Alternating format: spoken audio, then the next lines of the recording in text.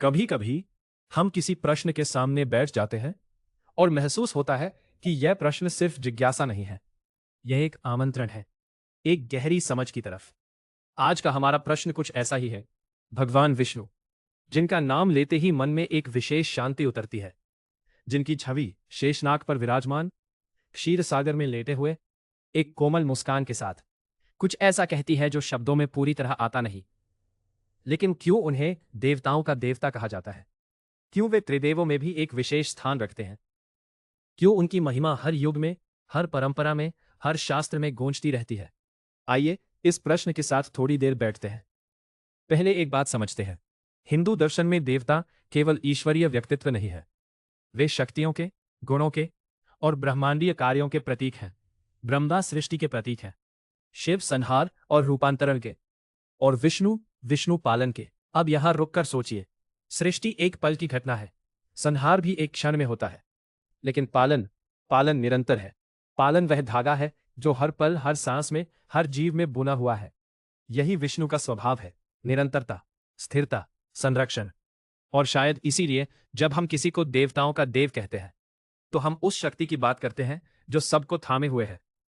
विष्णु का नाम संस्कृत के विष धातु से आता है, जिसका अर्थ है व्याप्त होना, जो सर्वत्र है, जो हर कण में, हर प्राणी में, हर दिशा में समाया हुआ है। विष्णु पुराण में कहा गया है, यो वै सर्वभूतेषु तिष्ठन्, जो सभी प्राणियों में स्थित है वही विष्णु है। यह केवल एक देवता की महिमा नहीं है, यह एक दार्शनिक सत्य है। विष्णु वह चेतना है जो संपूर्ण अस्तित्व में व्याप्त है। वे किसी एक स्थान पर नहीं है, वे हर स्थान पर है, और जो सर्वत्र है, जो सब में है, वही तो सबसे बड़ा होगा ना।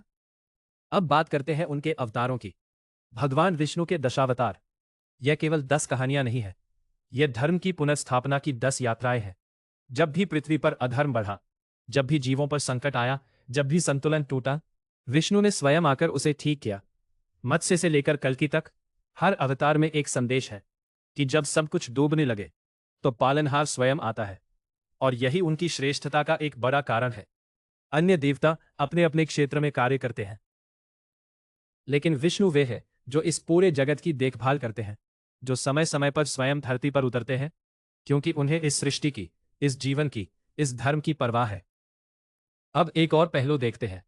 देवताओं में भी एक व्यवस्था है, एक पदानुक्रम है, और जब हम शास्त्रों को देखते हैं, वेद, उपनिषद, पुराण, तो हम पाते हैं कि विष्णु को बार बार उस परम तत्व मिलने का के रूप में संबोधित किया गया है, जिससे सब कुछ उत्पन्न होता है और जिसमें सब कुछ विलीन होता है। भागवत पुराण में ब्रह्मा जी स्वयं कहते हैं कि उनका जन्म विष्णु की नाभि से निकले कमल पर हुआ, यानी सृष्टिकर्ता भी विष्णु से उत्पन्न है।